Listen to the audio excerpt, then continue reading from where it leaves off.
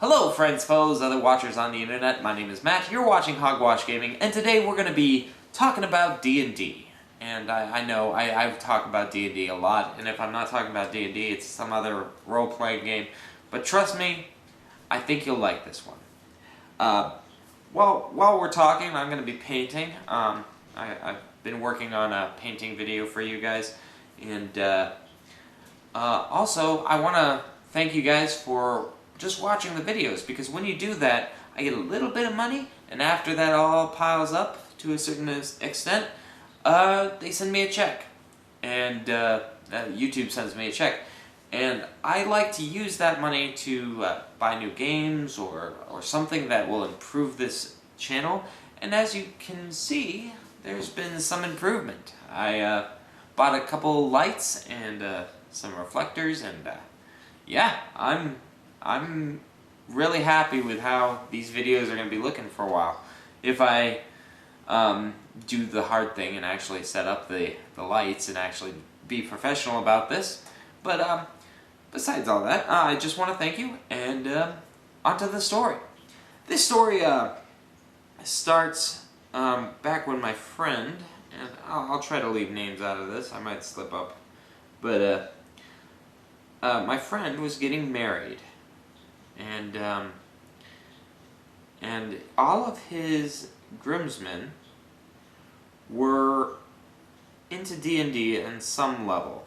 There was me, and as you know, I enjoy role-playing games quite a bit. I was the one that introduced this friend to D&D, so there's that. And then there was his brother, and I'm trying to remember. I don't think his other brother was with us, but he was a groomsman. So, yeah, if you were there, good sir, I apologize, but I don't think you were. All right. And then there was a coworker. Yeah, and then there was my his other friend, who's also my friend, who was the best man. So we have the groom, we have me, we have the best man, and two other guys. And one of the guys was his coworker, and the other guy was his brother. So I'll try to use those terms in explaining who's who. All right. So basically, the best man said, "Hey, bachelor party. We're gonna do it. My place. Be there." All right. So we got there. There was me, the groom, and the two other guys. We show up, and there's no best man. But there is a box that is a symbol. See, this friend is very good at making treasure hunts. And when there's something big, or if there's any reason to whatsoever, this guy makes treasure hunts. And they're awesome, and they're fun, and usually it takes a lot of people working together to get through one of his treasure hunts. And all of us knew this except for the coworker. The coworker hadn't hung out with us that much, except during D&D games. And he was like, "So what's going on? Why is everyone so excited?" And we were like, "It's a treasure hunt. It's a treasure hunt from the best man." We used his name, but you know. It's like, this guy, he knows how to make treasure hunts, and they're really exciting. And he's like, "Whoa, that's cool." So we open up the box, and inside there are 4 character sheets, and 4 sets of dice, and each one of us chose a character and got a pair of dice, or a set of dice. And we were going on a treasure hunt that was D&D themed. And to be fair, I knew kind of what was going on, because the best man borrowed the D&D books from me. Because he had never DM'd before. He actually hadn't played much at all before. He had been in a few games that I had run, and he knew that the groom really liked it, because the groom learned it from me and whatnot. So you knew who to come to. The best man knew who to come to when it came to getting rule books. So I gave him the rule books, and we used pre-generated characters, and we were all level 10, and all of us were excited because we're level 10. We had never gotten a character up to level 10 because we have commitment issues, and we were just learning the game 2 years ago, so we hadn't gotten really far. But yeah, so we were ready to go on this quest, and the way these treasure hunts typically work is you get like a cryptic kind of thing, like you gotta figure it out. It's a clue. It's not like, go here. Oh, go here. No, it's a clue. You gotta figure it out. And we figured out, oh, we need to go to the pet store. So, the first place we go to is this pet store. And we get there, and the lady's like, can I help you? And our clue said to ask her if she had any dragons. And she was like, oh, dragons, those are rare. Yes, I don't think so. But you might want to have a look around. There might be some clues left for you. And she was totally hamming it up, and she was having a great time. She knew she was part of something huge, and she played it really well. So we looked around, and there was a clue over here by the fish tanks, and it was a box, and it was locked. And we're like, oh, how are we gonna get in? And she's like, well, maybe there's more clues, maybe over there, maybe over here, who knows, look around. And so we did. And these treasure hunts, I'm telling you, are super fun. Anyway, we found the key, and we unlock the box, and we find another clue. And it's talking about red doors, and I knew where that was. I knew where there were red doors, and it was this church. It was an Episcopalian church, and they typically have red doors because that's symbolism. And so we went there, and we looked around a little longer than we probably should have taken, but you know, it was a treasure hunt, and the guy who set it up wasn't with us, so we were looking around, and we found it, and we opened it up, and it had the scientific name of something, and we didn't know what it was. I didn't know what it was, and the groom didn't know what it was, and the coworker didn't know what it was, and the brother says, what is it? Oh yeah, that's moss. And we all kind of like looked at him like, how do you know that? He's like, I go to college, guys. Which is kind of a butt thing to say because we all went to college. We didn't know. So, yeah. Anyway, that's that guy for you. He's fun. Anyway, so yeah, we found the box, and it said Moss, and after that we were like, well, where's Moss? And then we realized there's a park called Mossy Bank near where we lived, and so we all piled into the car, drove up to Mossy Bank, and it's a big park.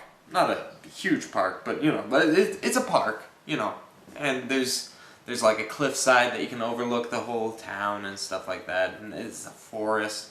And so we get there, and we're like looking around, and it's like, well, let's go to the lookout. Maybe there's someone there. So we walked towards the lookout, and then we start hearing music, and it's like that kind of music, anyway. And out from behind a tree steps the best man, and he's like, hello, you've done well to come so far, but as you travel through the woods, a group of ghouls descend upon you. Rah! And we were like, oh my goodness, are we LARPing? I don't know if this really counts as LARPing, but we basically had a combat session right there where he had the stats on a piece of paper, and we had a box, and we were rolling our dice into the box and saying what we were going to do. And when we were like, alright, so I move over here, and we would run over there, and we would say, and I cast this, and we would act like we were casting it, and then we would roll to see what had happened, And we obliterated these things. I mean, it was ghouls. We were 10th level. We were top hit points. No problem. It was great. It was great. Oh, by the way, I didn't tell you what I was. I was the cleric, and I can't remember what anyone else was. I think the groom might have been a tiefling warlock, but that's just because that's one of his favorite things to play. So I might just be remembering every other game that no, not every other game. Just remembering his preferences, and he might have been a warlock. Might have been. Anyway, yeah. Good stuff. Good stuff. We obliterated the ghouls, and we were rocking it. We were so excited. We were like, yes! And the story continued from there. We went to the lookout and fought some gargoyles, and then we went down to a graveyard, but we didn't know which graveyard to look for or whatnot. Oh, no. Before we went to the graveyard, we got a thing saying to go to the tavern. And there's a pub in town. And so it was like, okay, well, we're going to the tavern. So we go to the pub, and we order lunch. So we take a short rest in a tavern, literally, and just to eat our lunch and have a great time. And meanwhile, the groom is like looking at the clue, saying, tavern, where's the and he's like looking for like really obscure clues, because let's face it, when you're on one of these treasure hunts, anything can be a clue, and you gotta keep watch and whatnot. And so he's like, oh, the clue was, go to the tavern and order a drink. And so he's like, okay, I would like a drink. And she's like, oh, really? Are you sure there's not anything else you need? And he's like, oh, do you have a clue? And she's like, look in that little compartment there. And we turn around, and there's this compartment in the wall, and he opens it up, and there's a treasure chest in there, and we're like freaking out. The adventure went on for a while. We went to a graveyard and fought zombies. I loved the fact that we were fighting zombies near a graveyard. I think that was so great. And then I don't remember a ton of what we did, because it was a lot of driving around and figuring out clues, but we eventually ended up on a trail through the woods, and it was getting dark and it was snowy, and so we decided, okay, we're having a lot of fun, but we need to get out of the snow. So we agreed, you know what, we'll finish the adventure at the apartment where we started.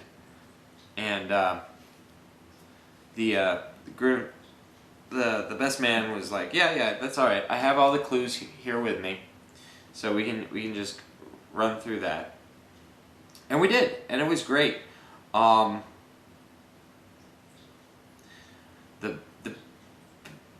big ending, and while we were sitting in the apartment, the best man kind of confided in us and said, yeah, I really don't know what I'm doing.